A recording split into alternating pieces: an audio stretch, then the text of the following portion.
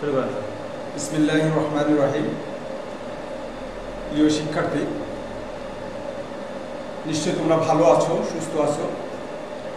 এই সুস্থতার মধ্য দিয়ে তোমরা নিশ্চয়ই আমাদের ক্লাসগুলো দেখছো এবং সাথে সাথে পাঠ্য বইয়ের সঙ্গে তোমরা যুক্ত আছো। তোমাদের সুস্বাস্থ্য মঙ্গল কামনা করে আজকে আমরা ক্লাস শুরু করছি। তো আজকে আমরা কবিতা সোনার তরী কবিতাটি পড়ব। এর আগে তোমাদের একটা ক্লাস আমি নিয়েছিলাম, সূচনা ক্লাস। সেখানে আমি কবি পরিচিতি এবং সোনার তরী কবিতার বিষয়বস্তু সম্পর্কে আলোকপাত করেছিলাম। আজকে আমরা সোনার তরী কবিতার যে মূল বক্তব্য এবং এটিকে কেন রূপক কবিতা আমরা বলতে পারি সে বিষয়ে আলোকপাত করব। প্রিয় শিক্ষার্থী, তোমরা নিশ্চয়ই বই সামনে রেখেছ। তোমরা বইটাকে খুলে সোনার তরী কবিতায় চলে যাও। সোনার তরী কবিতাটি রবীন্দ্রনাথ ঠাকুরের সোনার তরী কাব্যগ্রন্থ, যেটা বিখ্যাত একটা কাব্যগ্রন্থ, সেই কাব্যগ্রন্থের অন্তর্গত এক নাম কবিতা। এই কবিতাটিতে কবি রবীন্দ্রনাথ ঠাকুর তিনি এই জগতে বাহ্যিক দৃশ্যের অন্তরালে তিনি পরজগতের কথা বলেছেন। তোমরা নিশ্চয়ই জানো, রবীন্দ্রনাথ ঠাকুর একজন আধ্যাত্মিক কবি ছিলেন। রবীন্দ্রনাথ ঠাকুরের পিতা মহর্ষি দেবেন্দ্রনাথ ঠাকুর, যিনি হিন্দু ধর্মের আরেকটা শাখা বলতে পারবো, হিন্দু ধর্ম থেকে তারা বেরিয়ে এসে একটা নতুন ধর্মমত সৃষ্টি করেছিলেন, সেটা হচ্ছে ব্রাহ্ম ধর্ম। এই ব্রাহ্ম ধর্মের মূল কথাটা ছিল ঈশ্বর এক, দ্বিতীয় নাস্তি, দ্বিতীয় কেউ নেই। রবীন্দ্রনাথ ঠাকুর এই দর্শনে বিশ্বাসী ছিলেন। হিন্দু ধর্মে যে বহু দেব দেবী যে আরাধনা, এইটাকে তিনি যথার্থ অর্থে দেখেননি। তিনি পরজগৎকে বিশেষভাবে তার সাহিত্যের মধ্যে নিয়ে আসছেন। বিশেষ করে আমরা বলতে পারি তার শেষ দিকে, জীবনের শেষ দিকে যে কাব্যগ্রন্থগুলো লেখালেখির মধ্যে আমরা এই ছাপটা দেখতে পারি। সেরকমই একটা কবিতা সোনার তরী। আমরা সোনার তরী কবিতার মধ্যে প্রথমে লক্ষ্য করছি একজন কৃষক যে তার রচিত যে ফসল, সেই ধান, সেটা কাটছে। আর চারিদিকে মেঘের গর্জন, তারপরে আকাশে বিদ্যুতের আলোকছটা, চারিদিকে যে বাঁকা জল, অর্থাৎ যে ভয়াবহ পরিস্থিতি, সেই পরিস্থিতির মধ্যে কৃষক একলা ধান কাটছে। এই ধান কেটে কেটে তিনি নদীর পাশে, নদীর কূলে জমা করছেন। জমা করার পরে তিনি দেখছেন যে একজন মাঝি সে নৌকা বেয়ে নদী দিয়ে চলে যাচ্ছে। কবি তাকে আহ্বান করছেন যে তুমি এসো, আমার ধানগুলোকে তোমার নৌকা উঠিয়ে নাও। তো কবির এই আহ্বানে সাড়া দিয়ে মাঝি নদীর কিনারে তরীটা ভিড়ালো এবং সেই তরীতে সমস্ত ধানগুলোকে উঠিয়ে নিল। উঠিয়ে নেওয়ার পরে সেই ধানগুলোতে সমস্ত নৌকাটা পরিপূর্ণ হয়ে গেছে। সেখানে কবির আর ওঠার জন্য জায়গা নেই। তিনি সেই তরীতে আর ওঠার সুযোগ পেলেন না। কবির অনুনয় বিনয়ের কারণে মাঝি তার সমস্ত ধানগুলোকে উঠিয়ে নিলেও কবিকে আর নৌকায় স্থান দেন না। কবি শেষ দিকে কবিতায় এই কথা বলছেন যে ঠাই নাই ছোট সে তরী, আমারই সোনার ধানে গিয়েছে ভরি। সেখানে আর কোনো জায়গা নেই, উঠবার কোনো জায়গা নেই। সেখানে স্থান সংকলন না থাকার কারণে কবি আর উঠতে পারেনি। তিনি বলছেন, শূন্য নদীর তীরে রহিল পড়ি, যাহা ছিল নিয়ে গেল সোনার তরি। তিনি একলা অতৃপ্তির বেদনা নিয়ে নদী তীরে তিনি অপেক্ষারত থাকলেন। ওই ভয়াবহ পরিস্থিতির মধ্যে তিনি নদীকূলে থেকে গেলেন। মহাকাল বা সময় স্রোত, যে কবির যে অমর কীর্তিগুলো, কবির রচিত সোনার লেখনীগুলোকে ধারণ করেছে এই মহাকাল, কবির যে নশ্বর দেহটা সেটা আর অবিনশ্বরতার দিকে নিয়ে গেল না। কবির যে সৃষ্টিকর্ম সেটা অবিনশ্বর, সেটা পৃথিবীতে রয়ে গেল কবি, আর তার অমর সৃষ্টিগুলোকে নিয়ে গেল তার সোনা। এখানে আমরা দেখতে পাচ্ছি যে যে বাহ্যিক যে চিত্র, এই চিত্রের মধ্যে কবির যে অন্তরালবর্তী বা রূপকের আড়ালে তিনি যে বক্তব্যটা দিয়েছেন সেটা হচ্ছে মানব জীবনের যে সংকট, সেই সংকটটাকে তিনি এই কবিতার মধ্যে তুলে ধরেছেন। এবং মানব জীবনের যে কীর্তিগুলো সেটা মহাকাল গ্রহণ করে, কিন্তু তার নশ্বর দেহটাকে গ্রহণ করে না। এই কবিতার মধ্যে আমরা প্রথমে দেখছি যে মানুষের জীবন নানান কষ্ট অতিবাহিত হয়, নানান বিপদ আপদের মধ্যে থেকে নিপতিত হতে হয়। এরকম একটা অবস্থায় আমরা দেখেছি যে কৃষক ধান কাটছে। ওই কৃষক আর কেউ নন, কবি নিজেই। এবং আমরা প্রত্যেকেই আমরা একজন কৃষক। আমরা যারা পৃথিবীতে এসেছি, এই পৃথিবীটা একটা শস্য ক্ষেত্র। এখানে আমি যেভাবে ফসল বপন করব, যেভাবে সেটাকে পরিচর্যা করব, যেভাবে সেটাকে উত্তোলন করব, এইটাই আমার কৃতকর্ম, এইটাই আমাকে অমরতা দান করবে। কিন্তু আমার এই নশ্বর দেহটা পৃথিবী ধারণ করবে না, মহাকাল ধারণ করবে না। তো আমরা দেখছি এই কবিতার মধ্যে কবি যে দৃশ্যগুলোর অবতারণা করে বলছেন যে মানুষের জীবন নানান কষ্ট মুসিবত দুঃখের মধ্যে দিয়ে নিপতিত হয়ে তাকে ফসল রচনা করতে হয়, তার কৃতকর্ম করতে হয়, তার দৈনন্দিন কর্মকাণ্ড সংগঠন করতে হয়। এমনই একটা অবস্থার মধ্যে তাকে একটা সময় পৃথিবী ছেড়ে চলে যেতে হয়। এই যে মানুষের যে কর্মজীবন, এই কর্মজীবনকে এক সময় সে কর্মজীবনকে বিচ্ছেদের বাণী শুনিয়ে সে পরপারে পাড়ি দেয়। এই পরপার নামক যে জায়গাটা, সেই জায়গায় কিন্তু আমি কর্মফল পাব। আমি যে কর্মকাণ্ডটা পৃথিবীতে করে যাব, সেই কর্মকাণ্ডের উপর ভিত্তি করে আমাকে পরপারে রেজাল্ট দেওয়া হবে, ফলাফল দেওয়া হবে। এ কথাটাই কবি দেখাতে চেয়েছেন এই কবিতার মধ্যে। তিনি বলেছেন যে এই কবিতাতে মানুষ তার নশ্বর দেহটাকে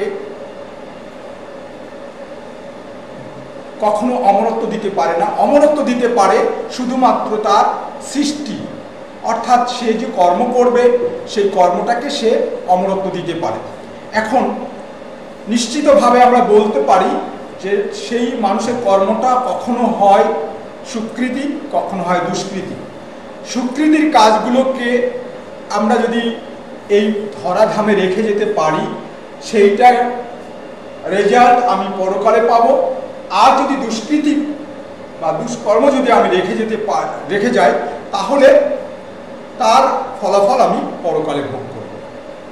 এই যে আধ্যাত্মিকতা এই সোনার তরী কবিতার মধ্যে, এইটা নিয়ে নানা বাদ অনুবাদ হয়েছে, নানা সমালোচকরা নানাভাবে বিশ্লেষণ করেছেন। তো আমরা এতটুকুই শিক্ষা গ্রহণ করব যে মানব জীবন কোনো ফুল বিছানো নয়।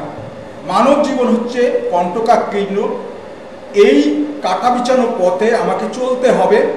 এই পথে আমাকে অবশ্যই এমন কিছু জিনিস রেখে যেতে হবে যা কিনা আমাকে পরপারে একটা স্বস্তির জীবনে প্রবেশ করার সুযোগ করে দেয়। তো আমরা নিশ্চিতভাবে এই পথে ধাবিত হব। আমরা যারা ছাত্র, আগামী দিনের ভবিষ্যৎ, এই ভবিষ্যৎ যে যারা ধারক হবে, তোমাদেরকে অবশ্যই এই দর্শনে বিশ্বাসী হতে হবে। এই দুনিয়ার জীবন, এই পৃথিবীর জীবন শেষ নয়। আমাদের পরপরে আর একটা জীবন রয়েছে, যে জীবনে আমার এই জীবনের সমস্ত কর্মকাণ্ডের রেজাল্ট দেওয়া হবে, ফল দেওয়া হবে। সেখানে আমি হয় তিরস্কৃত হব, নাই পুরস্কৃত হব। এই কোনটা আমরা প্রত্যাশা করি, সেই অনুযায়ী অবশ্যই আমাদেরকে জীবন আচার করতে হবে। নিশ্চয়ই আমরা কেউ পরকালে নিন্দিত, তিরস্কৃত হব এরকম কোনো বিশ্বাসে আমরা বিশ্বাসী নই। সেই জন্যে আমাদেরকে অবশ্যই এই জীবনের সমস্ত কর্মকাণ্ডকে আমাদের এমনভাবে নিয়ন্ত্রণ করতে হবে, লোভ, লালসা, ভোগ, বিলাস এর থেকে আমাদেরকে বেরিয়ে এসে আমাদের একটা সুন্দর জীবন গঠন করতে হবে এবং সুন্দর জীবনের দিকে ধাবিত হতে হবে। আজকে আমরা দেখছি পৃথিবীব্যাপী যে ভোগবাদী মানসিকতা, এই মানসিকতার কারণে আজকে আমরা সমগ্র সমাজ ব্যবস্থার মধ্যে একটা অশান্তি ডেকে আনছি। আজকে যদি আমরা এই দর্শনে বিশ্বাসী হতে পারতাম যে এই জীবনে আমি যা করি না কেন তার একটা ফলাফল আমাকে পরকালে অবশ্যই ভোগ করতে হবে, তাহলে আমরা কিনা কখনোই এই ভোগলিপ্সু জীবনের দিকে ধাবিত হতে পারতাম না, অনৈতিক কোনো কর্মকাণ্ডের সঙ্গে থাকতে পারতাম না। তাই এসো আমরা আজকে এই কবিতা থেকে শিক্ষা গ্রহণ করি আমাদের জীবনের জন্যে, যে যা কিছু সুন্দর, যা কিছু কল্যাণকর সেটা আমরা আমার জীবনের জন্য ধারণ করব, যা কিছু অমঙ্গল, যা কিছু অকল্যাণকর তাকে আমরা ত্যাগ করে দেব। দেখতে পাচ্ছি আমাদের বাংলাদেশের প্রেক্ষাপটে, বাংলাদেশটা স্বাধীন হয়েছিল 1971 সালে একটা মহান লক্ষ্যকে সামনে রেখে, কিন্তু সেই লক্ষ্য আজ ব্যাহত হয়ে যাচ্ছে কিছু সংখ্যক দুর্নীতি এবং ভোগলিপ্সু মানুষ লোকজনের জন্য। আজকে যদি এই ভোগলিপ্সু এবং এমন মানুষের সংখ্যা যদি আমাদের সমাজ থেকে কমে যেত, সমাজের মধ্যে তাহলে আমরা দেখতে পেতাম বাংলাদেশটাও একটা শান্তির দেশ হয়ে যেত। আজকে তোমরা হয়তো লক্ষ্য করেছো যে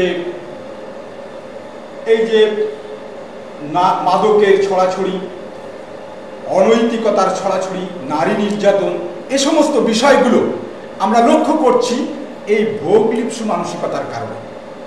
যে আমি ভোগ করব, কত ভোগের মাত্রাটাকে বাড়ানো যায়, এই দর্শনকে সামনে রেখে মানুষ যত অগ্রসর হচ্ছে, সমাজের মধ্যে বিশৃঙ্খলা, সমাজের মধ্যে অনৈতিকতা ছড়াছড়ি হচ্ছে। তো আজকে আমি ছাত্র সমাজের কাছে এই আহ্বান রাখবো যে এসো আমরা আমাদের জীবনটাকে এমনভাবে সাজাই যে জীবনটা হবে অত্যন্ত সুন্দর জীবন, কল্যাণকর, যে জীবনের কারণে আমি এই পৃথিবী থেকে বিদায় নিলেও আমার কর্মকাণ্ডের জন্য মানুষ আমাকে স্মরণ করবে। যেমন করে আমরা ঠাকুরকে, রবীন্দ্রনাথ ঠাকুর অনেক আগেই পৃথিবী থেকে বিদায় নিয়ে চলে গেছেন, কিন্তু আজও অবধি তার যে লেখনীগুলো, তার যে কাব্য, উপন্যাস, নাটকগুলো আমরা পড়ছি, যে লেখনীর যে বিষয়বস্তুগুলো আমরা সমাজে দেখতে পাচ্ছি, যে সমাজের যে বিশৃঙ্খলা, সমাজের যে অনৈতিকতা, এই অনৈতিকতার বিপক্ষে তার অবস্থান ছিল, এই বিপক্ষে তিনি কথা বলে গেছেন এবং একটা স্বস্তির জীবনের বাণী তিনি শুনিয়ে গিয়েছেন। এই জন্যে আমরা সর্বদাই চেষ্টা করব আমাদের জীবনকে একটা সুন্দর এবং কল্যাণকর। প্রিয় শিক্ষার্থী, এই কবিতার মধ্যে আমরা লক্ষ্য করি কিছু শব্দ, যে শব্দগুলোকে আমরা বাহ্যিক একটা অর্থ রয়েছে এবং অন্তরালবর্তী একটা অর্থ রয়েছে। এখানে ধান ক্ষেত বলতে যে জিনিসটার দিকে কবি ইঙ্গিত করেছেন সেটা হচ্ছে মানুষের কর্মময় জীবন। পৃথিবীর যে কর্মময় জীবন, সেই কর্মময় জীবন এটাকে তিনি ইঙ্গিত করেছিলেন। কবি শুধু নন, আমরা প্রত্যেকেই এই কর্মজীবনের মধ্যে আমরা কর্ম করছি, সেটা হয় ভালো নয় খারাপ।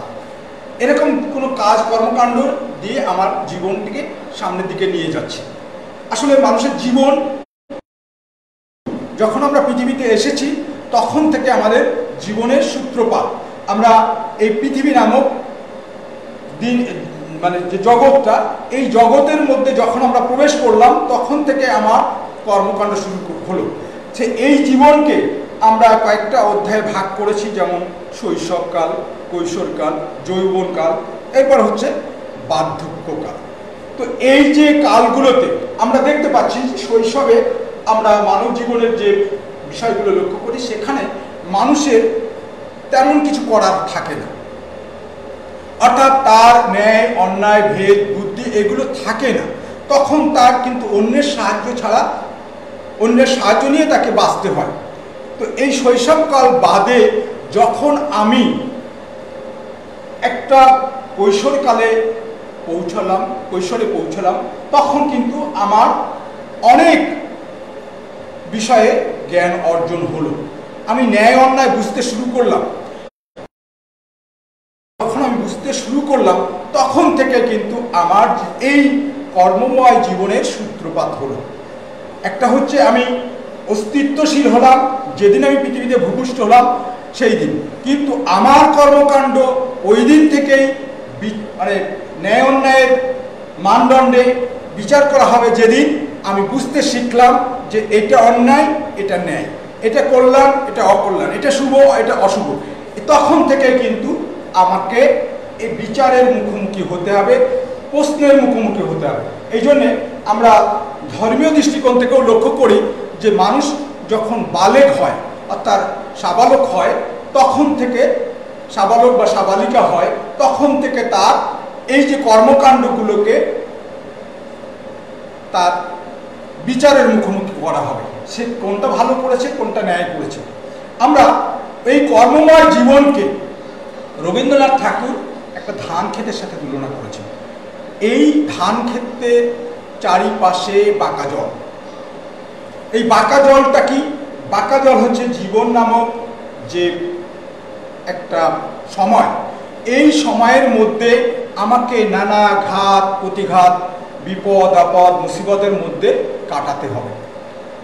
যে কথা বলছিলাম, জীবনটা ফুল শয্যা নয়, এটা হচ্ছে একটা কণ্টকাকীর্ণ একটা পথ। এই পথে চলতে গেলে অবশ্যই বিপদ আপদ মুসিবত কষ্ট দুঃখ বেদনা এগুলো আসবে, আনন্দ আসবে, বেদনা আসবে, এই সবগুলোকে নিয়ে আমাকে বাঁচতে হবে। এই বাঁচার মধ্যে আমাকে চিন্তায় সবসময় রাখতে হবে কোনটা স্বস্তির জীবন, কোনটা শান্তির জীবন, সেই জীবনটাকে আমাকে ধারণ করতে হবে। এরপরে এখানে আমরা এই কবিতার মধ্যে দেখতে পাচ্ছি মাঝি, নৌকা। মাঝি এবং নৌকা এটা হচ্ছে মহাকালের প্রতীক। মহাকালটা কি? এই যে পৃথিবীর একদিন সূত্রপাত হয়েছিল, এই পৃথিবীর একদিন পরিণতি হবে, অর্থাৎ সে নিঃশেষ হয়ে যাবে, ধ্বংসের মুখোমুখি হয়ে যাবে। সূত্রপাত যার আছে শেষও তার আছে। তো আমরা পৃথিবীর যে সূত্রপাত, এই পৃথিবীর সূত্রপাতের পর থেকে যে সময় ধারাবাহিকভাবে পরিণতির দিকে যাচ্ছে, অর্থাৎ পৃথিবী ধ্বংসের দিকে যাচ্ছে, এই ধ্বংসের যে সময়কাল, এই সময়কালের মধ্যে আমাদের একটা পর্যায়ে আমরা পৃথিবীতে এসেছি, আমরাও পৃথিবী বিলীন হয়ে যাব। এই যে সময় স্রোত, এই সময় স্রোতকে কবি মহাকাল বলছেন, মাঝির সাথে মাঝির সাথে তুলনা করছেন। এবং এই যে সময়টা যেভাবে বয়ে যাচ্ছে, এই বয়ে যাওয়াটাকে তরী বলেছেন আর নৌকা বলেছেন। এই তরীটা যদি আমরা সুকৃতির দ্বারা, ভালো কর্মকাণ্ডের দ্বারা ভরে নিতে পারি, তাহলে সেটা হবে সোনার তরী। অর্থাৎ আমার সময়টাকে আমি যদি প্রপারলি ব্যবহার করতে পারি, আমি সুন্দরভাবে অতিবাহিত করতে পারি, তাহলে কি না আমার ওই তরি নামক যে মহাকাল সময়, সেইটাকে আমি একটা সুন্দর কর্মকাণ্ড দ্বারা পরিপূর্ণ করে নিতে পারলাম। আমার ভবিষ্যৎ জীবন অর্থাৎ পরপরের জীবনটা একটা স্বস্তির জীবনে প্রবেশ করবে। কবি শেষ অধ্যায়ে, কবিতার শেষ অধ্যায়ে এটাকে দেখাচ্ছেন যে মহাকাল নামক যে সময় স্রোত, এইটা মানুষকে ধারণ করে না। মানুষের যে নশ্বর দেহ, এই দেহটাকে ধারণ করে না, ধারণ করে তার কর্মকাণ্ড। এই জন্যে মানুষকে অবশ্যই পৃথিবী ছেড়ে চলে যেতে হবে। সেটা নিশ্চয়ই বেদনার, কষ্টের।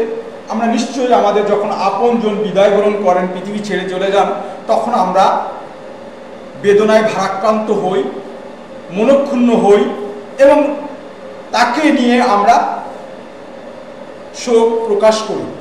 তো এই যে সময়টা, এটা আমাদের প্রত্যেকের জীবনের জন্য আসবে। জীবনের জন্যে শোক, তাপ এগুলো আসে, থাকবে। যখন আমরা বিদায় নিয়ে চলে যাব, এই বিদায় আমরা পৃথিবী থেকে চলে গেলাম, কিন্তু আমাকে হয়তো এই বাহ্যিক অবয়বে আমাকে কেউ আর চিনবে না। আমি যদি ভালো কর্মকাণ্ড রেখে যাই, সেই ভালো কর্মকাণ্ড দ্বারা আমাকে মানুষ পরিমাপ করবে, পৃথিবীবাসী পরিমাপ করবে যে ব্যক্তিটি এমন ছিল। আর যদি আমার কর্মময় জীবনটা কোনো খারাপ কাজের মধ্যে দিয়ে রেখে যায় বা খারাপ কাজের সন্নিবেশ আমার জীবনে রেখে যায়, তাহলে আমরা মানুষের কাছে সেভাবেই মূল্যায়িত হব। তো কবি কবিতার মধ্যে যে কথাগুলো স্পষ্ট করে বলতে চেয়েছেন যে আজ আমি পৃথিবীতে আছি, কাল হয়তো থাকবো না, কালকে আমাকে বিদায় নিয়ে চলে যেতে হবে। এই বিদায়টা মানুষের জীবনের জন্য অবধারিত, অবশ্যই তাকে পৃথিবী ছেড়ে চলে যেতে হবে। এই পৃথিবী ছাড়ার আগে আমাকে চিন্তা করতে হবে যে আমি যে কাজগুলো, কর্মগুলো পৃথিবীতে রেখে যাচ্ছি, এই কর্ম এবং কাজ আমাকে কিভাবে মূল্যায়িত করবে, কিভাবে আমাকে এই কাজের পুরস্কার অথবা তিরস্কার দেওয়া হবে, সেটাকে মূল্যায়ন করেই আমাদের কাজ করে যাওয়া উচিত। আমি আরেকটু কথা বলতে চাচ্ছি, সেটা সাহিত্য হচ্ছে জীবনের দর্পণ, সাহিত্য হচ্ছে মানুষের আয়না। এই আয়নাতে মানব জীবনের সমস্ত চিত্র প্রতিফলিত হয়। রবীন্দ্রনাথ যে দর্শনে বিশ্বাসী ছিলেন, রবীন্দ্রনাথ যে আধ্যাত্মিকতায় বিশ্বাসী ছিলেন, সেই আধ্যাত্মিকতা কিন্তু এই কবিতার মধ্যে প্রতিফলন ঘটেছে। আমরা দেখি ব্যক্তি লেখকের জীবন দর্শন তার লেখনের মধ্যে প্রকাশ পায়। এটাই হচ্ছে সাহিত্য, যেটা মানব জীবনের একটা প্রতিচ্ছবি সাহিত্যের মধ্যে ফেলে। এই প্রতিচ্ছবিটা আমাদের সকলেরই এমন হওয়া উচিত যে যেটা থেকে বোঝা যাবে যে এই ব্যক্তিটি, এই মানুষটি তার একটা জীবন যে চিত্র, এই জীবন চিত্রটা কল্পনা করে গেছেন, রেখে গেছেন একটা সুন্দরের মধ্যে দিয়ে। তো আজকে আমরা কবিতার পাঠের শেষের দিকে চলে আসছি। আগামী ক্লাসে আমরা কাজী নজরুল ইসলামের আমার পথ প্রবন্ধটি পড়ার চেষ্টা করব। তো আমার পথ প্রবন্ধটি তোমরা একটু দেখবে আগের থেকে। তোমাদেরকে অ্যাডভান্স লার্নার হতে হবে। অ্যাডভান্স লার্নার বলতে আমি যেটা বোঝাচ্ছি যে তোমাদের আগে আগে পড়ে ফেলতে হবে। তোমাদেরকে আমরা সিলেবাস বলে দিয়েছি, বাংলা প্রথম পত্রে কি কি পড়তে হবে সেটা কিন্তু আমি বলে দিয়েছি। তো এখন আমি তোমাদের কাছে এই আহ্বানটা রাখবো, তোমাদেরকে অ্যাডভান্স লার্নার হতে হবে। তোমরা যদি আমার পড়ানোর আগে বা আমাদের পড়ানোর আগে তোমরা তোমাদের সিলেবাসভুক্ত যে গদ্য পদ্য কবিতাগুলো আছে সেগুলো তোমরা একটু আগে ভাগে পড়ে নাও। আমি আগামী ক্লাসে তোমাদেরকে আমার পথ প্রবন্ধটি বলার চেষ্টা করব। এটা যদি তোমরা পড়ে নাও, ওর মধ্যে যে শব্দগুলো আছে, কঠিন শব্দগুলো, সেই শব্দগুলো তোমরা ওখানে অর্থ দেওয়া আছে, অর্থগুলো পড়ে নাও, তাহলে তোমাদের কাছে বুঝতে সহজ হবে। এ ব্যাপারে আমি তোমাদের একটা নির্দেশিকা দিয়েছিলাম যে কোনো পাঠ গ্রহণ করার আগেই তোমাকে যে কাজগুলো করতে হবে, যে প্রত্যেকটা কবিতা গল্পের শেষে দেখবে একটু পাঠ পরিচিতি দেওয়া আছে। এই পাঠ পরিচিতিটা তোমাকে আগে পড়তে হবে। এই পাঠ পরিচিতি পড়ার পরে তুমি যদি শব্দ অর্থ টিকাগুলো পড়ে নাও, পড়ে নেওয়ার পরে তারপরে গিয়ে মূল রচনাটা পড়ো, তাহলে তোমার কাছে যে মানে অজানা শব্দগুলো রয়েছিল সেই অজানা শব্দগুলোর অর্থ তুমি জানতে পারলে এবং তুমি ওই পাঠটাকে সুন্দরভাবে অনুধাবন করতে পারবে। এরপরে আমি যখন তোমাদেরকে পড়াবো তখন আরও তোমরা ক্লিয়ার হয়ে যাবে। তো আজকে তোমাদেরকে আবারও সুস্বাস্থ্য মঙ্গল কামনা করছি। তোমরা ভালো থাকো, সুস্থ থাকো। আরেকটা আহ্বান তোমাদের রাখি, সেটা হচ্ছে সরকারের যে দৃষ্টিভঙ্গি, যে আজকে আমরা হয়তো করোনা পরিস্থিতির মধ্যে রয়েছি এবং দেখা যায় যে করোনা পরিস্থিতিটা অনেকটা সহনীয় মাত্রায় চলে আসছে, মৃত্যুর হার অনেক কমে আসছে, আক্রান্তের হার অনেক কমে আসছে। তারপরেও গতকালকে প্রধানমন্ত্রী আহ্বান জানিয়েছেন যে আমাদেরকে মাস্ক পরতে হবে। বিশেষ করে যে সামনে যে শীত মৌসুম আসছে, করোনা ভাইরাস এই যে শীতের যে ঠান্ডা প্রবাহ এর মধ্যে বৃদ্ধি পেতে পারে। তো এই জন্যে আমাদেরকে স্বাস্থ্য সচেতন থাকতে হবে এবং সবসময় চিন্তা করতে হবে বাইরে যখন বেরোবো তখন মাস্কটাকে সাথে করে নিয়ে বেরোবো। এইভাবে আমাদেরকে মোটামুটি জীবনাচার করতে হবে। তা তোমাদেরকে ধন্যবাদ জানাচ্ছি। তোমরা ভালো থাকো, সুস্থ থাকো।